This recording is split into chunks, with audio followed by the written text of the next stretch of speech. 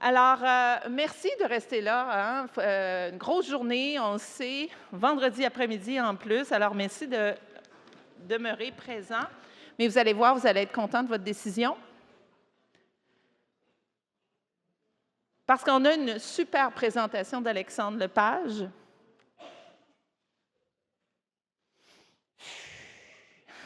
Alexandre Lepage est titulaire d'un doctorat en éducation de l'Université de Montréal et est maintenant chercheur postdoctoral à l'Université de Concordia. Son projet doctoral intitulé L'ère de l'IA, repenser les temps et l'espace scolaire, vise à imaginer les usages innovants de l'intelligence artificielle pour optimiser le fonctionnement des écoles. Ce projet s'intéresse notamment à l'organisation des emplois du temps et des lieux d'apprentissage en collaboration avec des acteurs scolaires, des spécialistes en IA et en éducation et en éthique. Alors, Alexandre, on a bien hâte d'entendre ce que tu as à nous dire. Merci beaucoup. Merci Isabelle pour l'invitation. Merci aussi à Simon Larose qui m'a mis en contact là, pour me donner l'opportunité de venir faire cette présentation. Et je ne vous cache pas qu'au début, quand on m'a sollicité pour ça, j'ai regardé, j'ai questionné Simon Larose, je lui ai demandé, mais est-ce que tu es certain que vraiment j'ai ma place là? J'avais l'impression un peu de venir dans la fosse aux lions. Je me suis dit, je vais venir avec des gens qui sont contre les écrans. Et moi, mon travail, c'est d'aider les enseignants et les enseignantes à bien les intégrer, si on peut dire bien.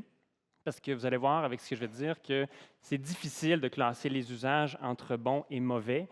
Ça a été évoqué ce matin, les phénomènes sont complexes, le paysage se transforme et donc il y a quand même matière à réflexion. Ce que je vous propose aujourd'hui, avant de tomber dans les pistes de solutions, je vais revenir sur la question du temps d'écran, les limites de la mesure. C'est un concept qui a été très utile dans les dernières années, qui nous permet de se rassembler aujourd'hui. Ça a suscité énormément d'activités de recherche, mais on connaît beaucoup de limites à cette mesure-là. Ça a été évoqué dans les présentations ce matin, donc je vais m'inscrire assez bien avec ça. Finalement, je suis rassuré. Je n'ai pas l'impression d'être dans la fosse aux lions jusqu'à présent. Là, ça va.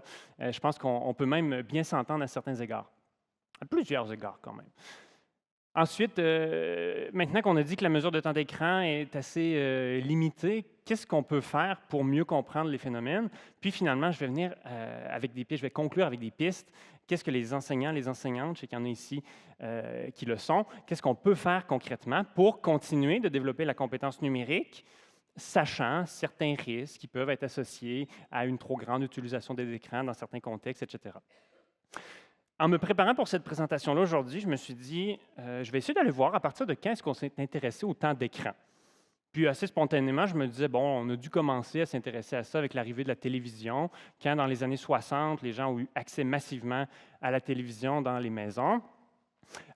Donc, je suis allé faire une recherche dans le Web of Science avec certains termes, ce n'était pas complètement systématique, mais sur le concept de temps d'écran, plus particulièrement, ce que j'ai trouvé m'a subjugué.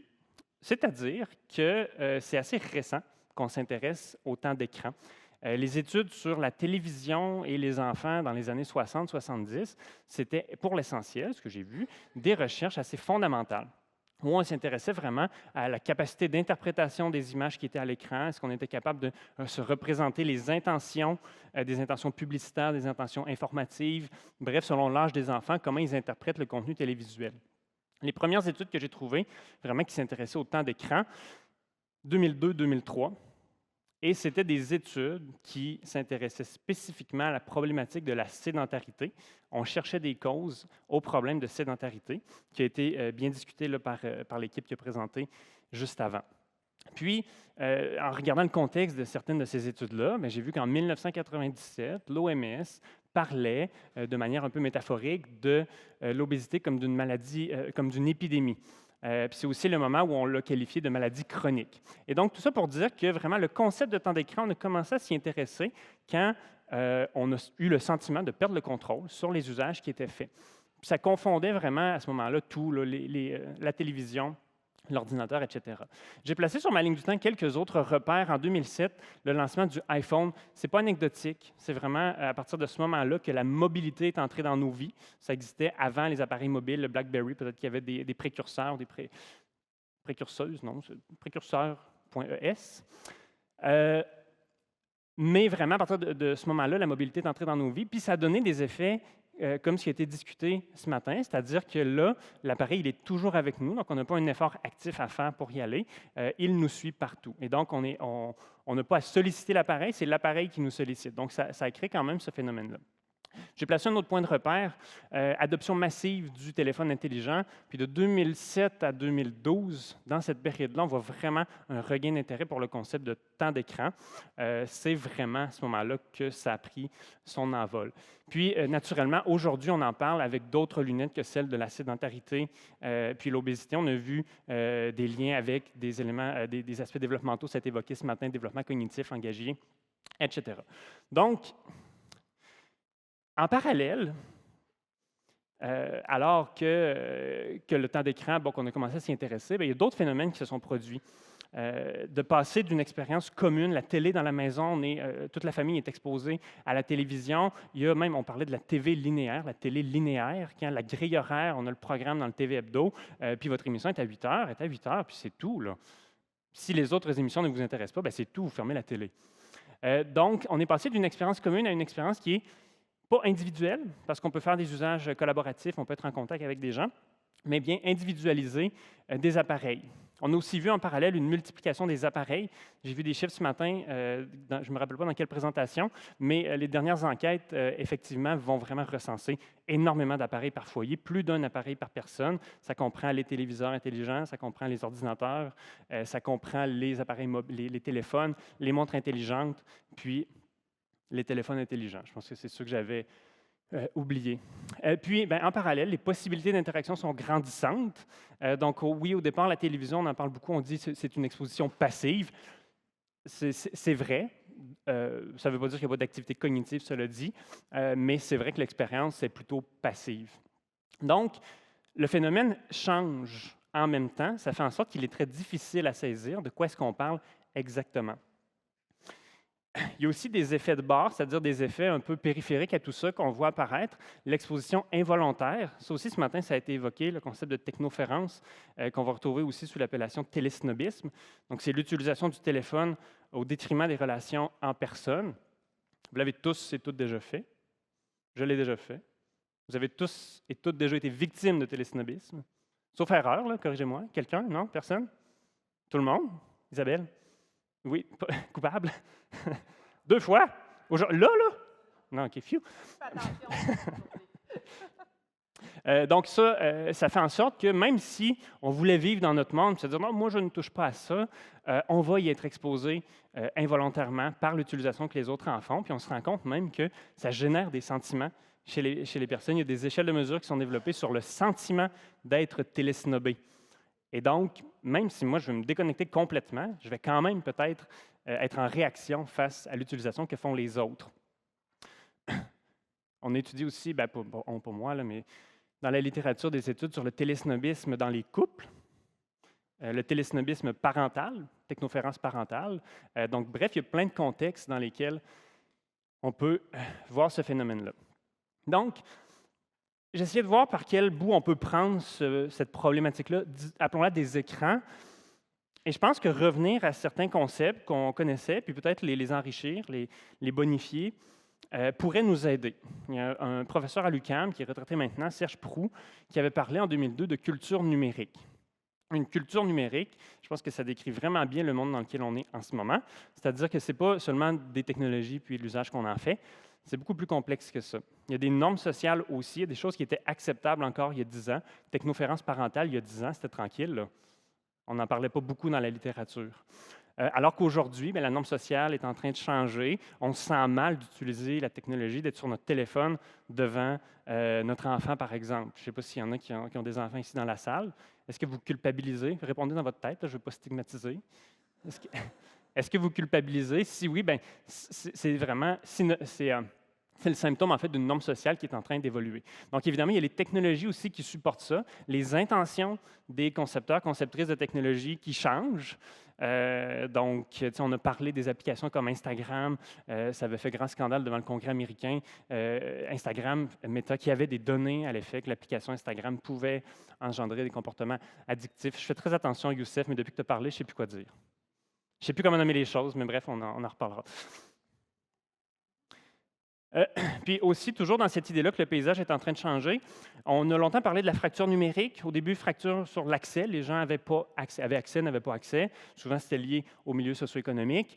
Après, on a parlé plutôt de littératie numérique, de compétences numériques. Il y a des gens qui avaient de meilleures compétences, puis il y a des gens qui avaient de moins bonnes compétences. Là, il y a des nouvelles formes de fractures qui sont en train d'apparaître. La fracture de l'intelligence artificielle, des gens qui sont éduqués par rapport à ça, qui comprennent les enjeux qui sont derrière. On a parlé d'algorithmes ce matin. Bon, algorithmes de recommandation, il y a des gens qui sont plus sensibles à ça. Puis il y a d'autres personnes, ça passe complètement inaperçu, ils naviguent, puis ils ne sont pas conscients de ça, là. Puis la deuxième fracture numérique, je trouve particulièrement intéressante, puis ça fait écho aux pistes de solutions que je vais proposer tout à l'heure, les personnes qui font tout sur mobile. Je ne sais pas si vous vous reconnaissez dans ça. Je vais vous raconter un exemple. J'ai essayé de commander une pizza sur mon téléphone. J'étais assis sur le sofa, ça ne me tentait pas de me lever, j'étais paresseux. Je voulais commander la pizza sur mon téléphone. Puis l'application, finalement, bon, tu rentres, il y a un pop-up, c'est beaucoup d'irritants, ça fonctionne assez mal. Finalement, je n'ai pas mes cartes, il faut que je me lève, il faut que j'aille chercher mes cartes. Donc, ça rajoute des étapes, puis à un moment donné, je fais, bon, c'est assez.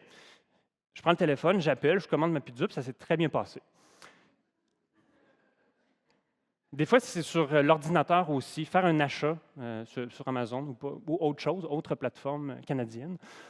Si vous faites un achat sur une plateforme quelconque, c'est peut-être plus facile sur un ordinateur si vous êtes derrière. Vous allez utiliser le téléphone peut-être quand vous n'avez pas accès à l'ordinateur, ou comme moi, par moment, vous avez une petite paresse, puis vous voulez rester sur le sofa. Donc ça, c'est de plus en plus documenté. Les gens qui ont tendance à délaisser l'ordinateur, à tout faire sur mobile, font des activités qui génèrent moins de capital social, capital économique. Ce ne sont pas des activités qui enrichissent les gens. Ça peut. Mais je vous dis, si vous êtes une personne qui utilise seulement son téléphone, qui a abandonné l'ordinateur, puis il y en a de plus en plus, là. Mon beau-frère est professeur de cégep. Il est découragé de voir des étudiants et des étudiantes qui s'entêtent à tout faire sur leur téléphone, d'ouvrir leur note de cours, d'aller sur le portail. Ça ne marche pas bien. Ça ne marche pas bien. Le site peut être adapté, oui, bon, je sais. L'outil présente certaines limites. Bon, la question, doit-on réduire le temps d'écran? Je vous l'avais dit, je vous l'ai vendu ma métaphore, je l'ai vendu à quelques personnes tout à l'heure. Imaginez, vous réparez un robinet. Si comme moi, vous êtes le genre de personne qui veut tout faire tout seul à la maison, là. Vous avez un robinet qui coule, vous voulez le réparer, vous allez commencer par fermer l'eau. Ensuite, vous allez faire votre réparation. Vous êtes très fier, vous ouvrez l'eau, ça fuit partout. Qu'est-ce que vous faites? On ferme l'eau. Vous vous dépêchez de fermer l'eau parce que vous ne savez pas pourquoi ça fuit. Donc, c'est un peu la métaphore que je voudrais utiliser. Personnellement, je ne trouve pas ça bête en ce moment de mettre des limites. Je ne sais pas si elles sont bonnes, là, mais je pense que c'est une bonne idée de mettre des limites, d'encadrer, parce que le phénomène est très complexe. On sent qu'on a un petit peu perdu le contrôle, on ne sait pas encore tout à fait pourquoi. Ce n'est pas bête de mettre des limites dans ce contexte-là pour se laisser le temps de réfléchir, se laisser le temps de comprendre quels sont les mécanismes qui sont en cause, puis qu'est-ce qu'on pourrait faire éventuellement pour réparer notre robinet, puis rouvrir l'eau, parce que c'est quand même ce qu'on veut. On est dans une culture numérique, donc on aimerait ça tirer avantage de ça. Donc, ça devrait être, je pense, l'objectif. Donc, oui, encadrons, mettons des limites, mais ce n'est pas tout, là. Ce n'est pas tout, en fait, ce n'est que le début. Le vrai problème, quel est-il? Parce qu'une fois qu'on dit que le temps d'écran, c'est un symptôme, je vous pose la question, est-ce que c'est encore la sédentarité et l'obésité, puis la diminution de l'activité physique? Est-ce que c'est l'éducation numérique? Est-ce qu'on n'en a pas fait assez pour sensibiliser les élèves, pour les éduquer? Est-ce que c'est l'incapacité d'autorégulation des enfants? Est-ce qu'au fond, on dit, écoutez, ce sont des enfants, ils ne sont pas là dans leur développement, ils ne sont pas capables de s'autoréguler, donc il n'y a rien à faire, il faut attendre. Est-ce que c'est ça le problème? La privatisation d'Internet, est-ce qu'en fait, on a perdu le contrôle sur qui et pourquoi sont développées, qui développe les applications et pourquoi sont-elles développées? La diminution des occasions de socialisation en personne, on a parlé des vases communicants ce matin, les chambres d'écho, les caractéristiques addictives de certaines applications. Est-ce qu'il y a des propriétés intrinsèques aux applications vraiment qui posent problème? Puis on en a vu quelques-unes peut-être dans la présentation de Youssef, les mécaniques de jeu qu'on place en interaction avec des jeux d'argent, par exemple. Donc, tout ça, ce sont des questions, je pense, qu'il faudrait élucider pour vraiment déterminer les actions à prendre. Une chercheuse, j'avais Sylvie en tête, mais ça commence par R, Madame Barr, une chercheuse qui a proposé un modèle récemment. Elle parle d'écologie écologie familiale médiatique. En fait, elle, c'est essentiellement ce qu'elle dit. Là, on a dépassé cette idée-là de temps d'écran, ça nous a bien servi, mais on sait maintenant que le phénomène est plus complexe. Et puis, si vous regardez le modèle ici, ça me fait beaucoup penser à ce que Youssef a présenté. Elle dit que pour considérer vraiment la valeur d'un usage, il faut qu'on s'intéresse aux motivations de l'utilisation. Pourquoi est-ce que la personne l'utilise? C'est quoi l'utilisation? Donc, le type d'usage, oui, ça entre dans ça. Puis, les résultats de cet usage-là sur la personne elle-même, sachant qu'ils ne seront peut-être pas les mêmes d'une personne à l'autre. Puis, elle va aussi intégrer des facteurs structurels, contextuels, qu'on pourrait associer à la culture numérique là, dont j'ai parlé tout à l'heure. Donc, ce type de modèle-là de recherche pourrait permettre peut-être de mieux comprendre le phénomène du temps d'écran puis de le situer avec son contexte. Bon, on arrive à la portion où je veux parler de solutions. Je ressors un modèle ici qui avait été proposé par Margarida Romero il y a déjà presque une dizaine d'années. C'est un modèle qui est utilisé en sciences de l'éducation. Puis, bon, moi, personnellement, je l'utilise beaucoup avec des futurs enseignants, enseignantes dans les cours d'intégration du numérique pour les faire réfléchir sur les tâches qui sont proposées aux élèves. Est-ce qu'on place nos élèves en consommation passive, regarder des vidéos, des capsules vidéo de classe inversée, par exemple, en consommation interactive? Pensons à des espèces de jeux questionnaires là, où on leur donne une petite rétroaction, ils répondent avec des choix de réponse. Est-ce qu'ils sont en création de contenu, où là, vraiment, il y a un engagement qui est plus grand, c'est-à-dire qu'on leur donne une tâche, puis il faut qu'ils réfléchissent un petit peu, OK, comment est-ce que je vais le faire? Puis les deux autres niveaux, co-création de contenu, c'est quand c'est fait de manière collaborative. Co-création participative de connaissances, idéalement, il y a un ancrage dans une situation authentique. C'est-à-dire qu'on va essayer de faire un problème, de résoudre un problème qui dépasse le contexte de la classe, par exemple en lien avec les changements climatiques ou d'autres problèmes du genre. Au Québec, qui connaît ça? Mais si vous ne savez pas, ce n'est pas grave. C'est la compétence numérique, le cadre de référence de la compétence numérique tel qu'il a été défini par le ministère de l'Éducation en 2019. Il y a un choix qui a été fait à ce moment-là de faire de la compétence numérique quelque chose de transversal. C'est-à-dire qu'on a décidé que la compétence numérique, ça se développait dans toutes les disciplines, que ce soit en français, en sciences, en mathématiques, etc. Et c'est 12 dimensions, donc collaboration, communication, production de contenu, résolution de problèmes, etc.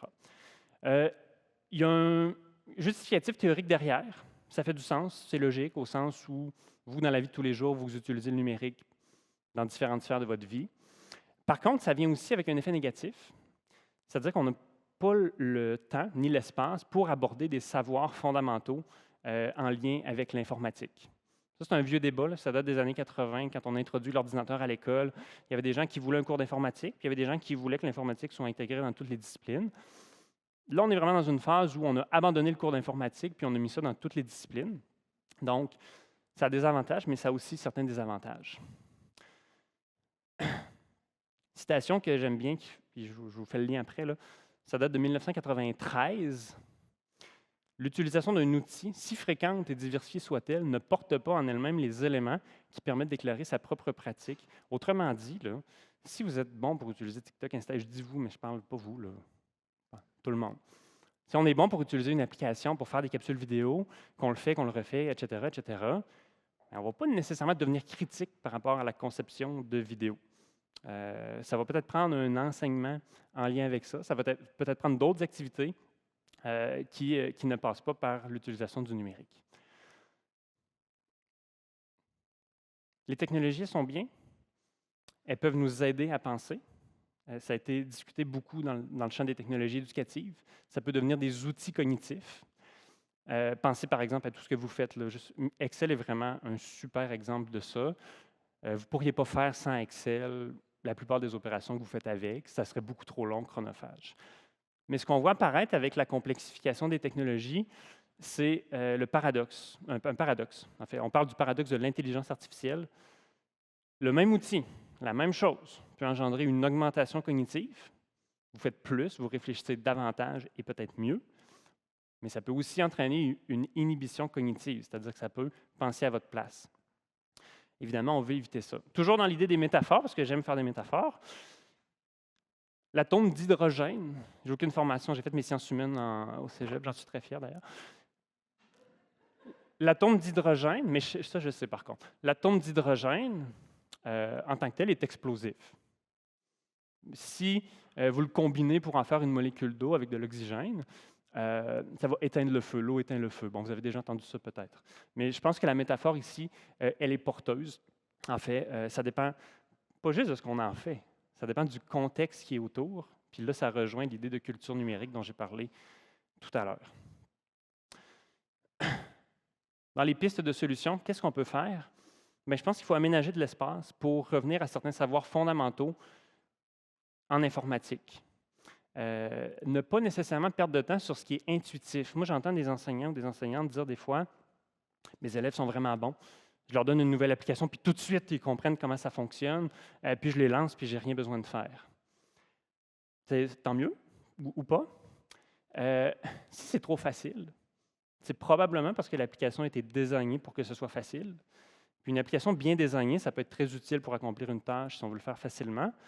Mais ça veut aussi dire qu'il y a des gens qui ont vraiment pensé à comment est-ce que cette application-là pourrait bien fonctionner, tout en faisant en sorte que les gens aient à apprendre le moins possible pour l'utiliser.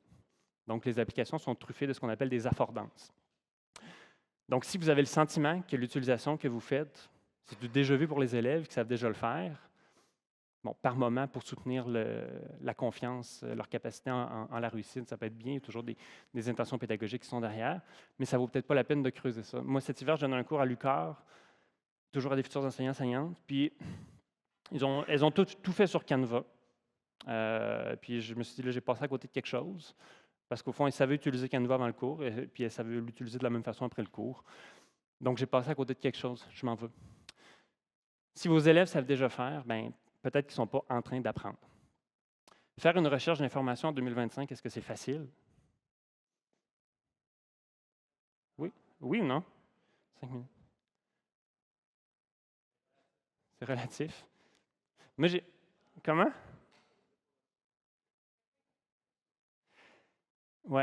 On a ce qu'on enseigne souvent, vérifier la source, chercher une deuxième source, etc. Mais je vais vous avouer, puis je l'avoue, j'ai soutenu ma thèse l'été passé, puis je ne suis pas encore certain que je sais bien faire une recherche. C'est encore très difficile. Je trouve que le contexte change très rapidement, puis c'est difficile de valider de l'information. Quand on dit à des élèves, trouvez une source fiable. Mais quoi une source fiable? C'est quoi en 2025 une source fiable? Avec les hypertrucages, le contexte change énormément. Puis il faut vraiment attaquer ça. Il faut leur enseigner des stratégies, il faut définir des stratégies, puis il faut prendre le temps de leur enseigner. On leur dit vérifier avec une deuxième source. Bien, vérifier avec une deuxième source, comment on fait pour vérifier avec une deuxième source sans tomber dans le biais de confirmation? Il faut l'apprendre, ça. Donc, sur l'intégration du numérique, je dirais qu'il faut s'assurer que les élèves apprennent. Puis je vous propose ici des indices pour s'assurer que les élèves sont en train d'apprendre. Le premier va peut-être choquer. La tâche ne leur apparaît pas d'emblée claire. Si vous leur donnez une tâche, vous ne finissez pas la consigne, puis ils sont en train de la faire, ils ne sont pas en train d'apprendre, ils sont en train de faire une tâche. Si par contre, ils ne sont pas certains comment faire, ça traduit un besoin d'apprentissage. Je ne vous dis pas de les laisser dans le flou trop longtemps. Ils commettent des erreurs. Quand on est en train d'apprendre, on fait des erreurs, puis on a besoin de rétroaction pour faire mieux. Puis ils vivent des moments aha, on voit des déclics qui se font, ils sont en train de comprendre. Quelques autres pistes, privilégier l'ordinateur portable plutôt que les tablettes. Ça aussi, ça va peut-être choquer. Je sais que dans le cadre du plan d'action numérique, les écoles se sont équipées massivement de flottes d'appareils, des tablettes, toutes sortes de choses, des Chromebooks aussi. L'ordinateur est encore, à ce jour, l'outil qui présente le plus d'affordance, qui vous permet de faire le plus de choses, les apprentissages les plus complexes. Je ne vous dis pas de jeter les tablettes, là. On peut faire des choses quand même. Familiarisez-vous avec les logiciels libres et privilégiez-les. Ce conseil-là est détesté. Je ne sais pas pourquoi, je les présente dans mes cours, je présente des alternatives libres aux applications principales. L'avantage, c'est qu'on sait qu'il n'y a pas une intention de commercialisation qui est derrière. On n'est pas pris avec des applications, un essai gratuit de 15 jours, puis après ça, il faut aller quêter un abonnement au centre de services scolaires. C'est des logiciels, pour la plupart, qui sont très performants, qui vont peut-être des fois, oui, demander un effort de plus, mais qui valent la peine. Confrontez vos élèves à des usages complexes du numérique. Donc, ça va un peu avec l'idée de ne pas s'en tenir à des choses trop simples qu'ils savent déjà faire. Puis, enseignez-leur à faire mieux et plus que ce qu'ils savent déjà faire. Donc, ça implique évidemment une forme de diagnostic de où ils en sont par rapport à leurs compétences numériques. quelques exemples de logiciels libres, mais il y en aurait plein. Mais je vais attirer votre attention quand même sur 2 répertoires. Je ne sais pas si vous les connaissez, mais en fait, le premier, c'est un répertoire, La Forge des communs numériques et éducatifs. Donc, c'est un peu édité par le ministère de l'Éducation en France. Mais on trouve vraiment plein de ressources libres. Ça peut être des logiciels, ça peut être... tu sais, des fois, par exemple, il y avait un outil, c'est juste pour flouter les visages dans une photo. Mais c'est libre. Puis la digitale, qui est aussi développée spécifiquement pour l'éducation, collecte minimale de renseignements personnels. On a des tableaux blancs, on a des outils pour faire des nuages de mots, des sondages dans l'auditoire. Bref, il y a plein d'outils comme ça, spécifiquement développés pour l'éducation. Puis, ça respecte le RGPD en Europe, le Règlement général sur la protection des données. Framasoft aussi, ça fait 25 ans, je pense que Framasoft existe. Ils font plein de logiciels libres. Puis ils ont une plateforme qui s'appelle Dégooglisons Internet qui les présente. Okay? Donc, je vous le suggère. Il y a un outil en remplacement de Google Maps. Je le sais, ça fonctionne un petit peu moins bien par moment. Mais n'oubliez pas que vos élèves en situation d'apprentissage, ils n'ont pas besoin d'avoir un outil qui va leur permettre... en fait, ils ne sont pas en train de se rendre... ils ne sont pas en train de suivre le GPS là, pour traverser le Canada. Là. Ils peuvent avoir un outil qui demande un petit effort. Voilà, donc je m'arrêterai ici. Le mot de la fin, ce serait vraiment continuons d'enseigner le numérique. Revenons aussi à des savoirs fondamentaux en informatique. Puis assurons-nous qu'ils apprennent et qu'ils ne sont pas en train de refaire ce qu'ils savent déjà faire et qu'ils ont appris sans nous.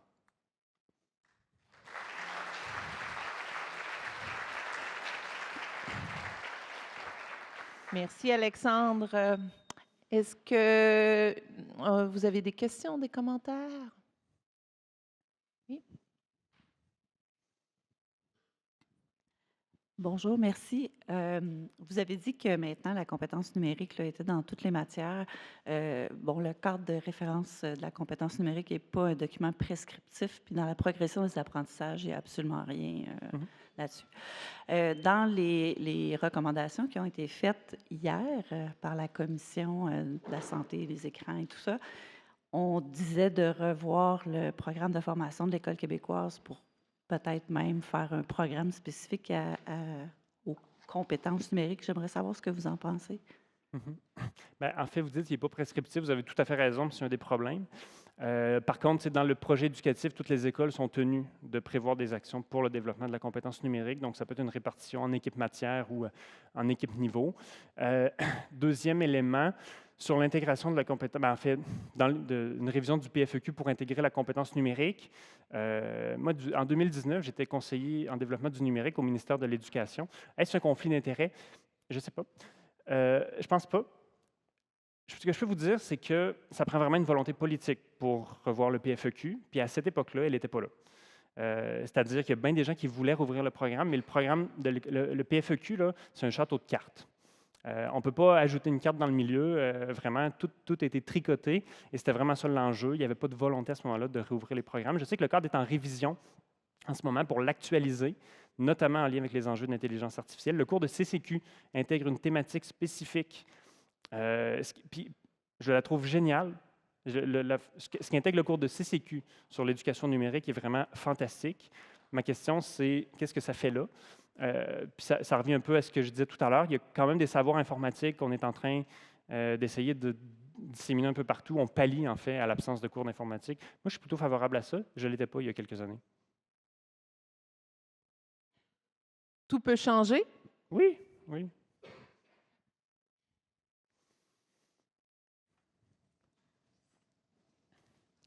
Bonjour. Tout ça merci pour votre présentation, mais ça me fait réfléchir. Moi aussi, je suis en prévention là, de tout ça. Mon conjoint est prof au cégep aussi, en philo. Et je dois vous dire que présentement, ce sont les corrections d'examen, ce sont les corrections de travaux.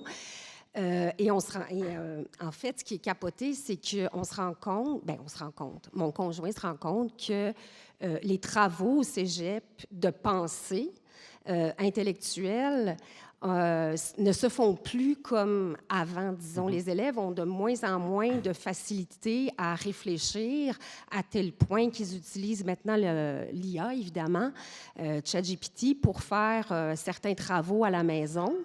Puis mon conjoint s'est dit que maintenant, il ferait plus. Bien, de toute façon, je pense qu'à partir de l'an prochain, ils n'ont plus le droit, les profs n'auront plus le loisir, en fait, de faire un travail à la maison parce que hier, il corrigeait à la maison, puis je dirais qu'un travail sur 2 était fait par l'IA. Et c'était assez choquant, je trouve, de voir ça. Puis tous les travaux commençaient par la même phrase ou par... Donc, j'aimerais savoir qu'est-ce que... Je sais qu'on ne va pas avoir de réponse là, en fin d'après-midi comme ça, mais qu'est-ce que vous pensez de ça? Oui. Bien, en fait, déjà, la moitié des travaux, on soupçonnait, votre conjoint soupçonne que la moitié des travaux a été réalisés par l'intelligence artificielle. Avec vérification, il fait des vérifications quand même. Là. Donc, oui, je comprends qu'il a fait des vérifications diligentes peut-être, mais un des enjeux, il y a des études qui ont essayé de comparer la perception que les enseignants ont du pourcentage d'étudiants qui ont utilisé l'intelligence artificielle versus ce qui est déclaré par les étudiants. Puis, moi, ce que j'ai vu, c'est que les enseignants ont tendance à sous-estimer. Fait que c'est peut-être même encore pire. Mais deuxième élément, quand même, il y a des étudiants qui se sont fait prendre. Faussement. Ça, vous avez peut-être vu des cas qui ont fait la manchette, qui se sont fait accuser de ça. Il y a des étudiants qui ont commencé à dire « moi, j'essaie de moins bien écrire ». Ça, c'est quand même assez dramatique là, de voir des choses comme ça. Un des défis, c'est vraiment que c'est indétectable. Puis ça, je dis toujours la même chose. Florent, tu m'as déjà entendu le dire. En ce moment, il n'y en a pas de solution. Il n'y a pas de solution magique. On est vraiment dans une période de transition. Les normes sociales, les normes éducatives sont en train d'évoluer. Donc, il faut vivre un peu avec le problème. Il faut continuer d'essayer de le comprendre. Il faut continuer d'essayer de faire des choses. C'est pas bête, je pense, d'essayer d'interdire à la maison, de faire à la maison certains travaux qui requièrent vraiment un effort cognitif. Est-ce que pour autant, ça veut dire qu'il faut reculer sur des choses l'abandon des examens, par exemple? Là, on essayait de limiter les examens à certaines situations. Est-ce qu'il faut reculer sur ça? On peut peut-être le faire à certains moments. On essaie des choses, on est en tâtonnement, puis je pense qu'il faut se donner le droit d'essayer en ce moment, puis être flexible par rapport à ça. Ouais, c'est un peu comme si on mettait une patate chaude, par exemple. Tout le monde s'envoie le truc, puis bon, enfin, c'est un sujet de réflexion comme un autre, là, mais je veux dire, merci. Mais j'aimerais tellement ça avoir une réponse claire. Ouais. J'aimerais ça, parce que je le vis aussi. Hein. Moi, j'ai lu des travaux cet hiver, puis... C'est des journaux autoréflexifs que je demande, moi. Puis un journal autoréflexif, c'est tellement facile de dire n'importe quoi que je suis resté sur un sentiment qu'on était peut-être passé à côté d'un apprentissage fondamental. Là. Merci. Oui. Merci. Un grand merci pour votre question. Un grand merci, Alexandre. Excellente présentation.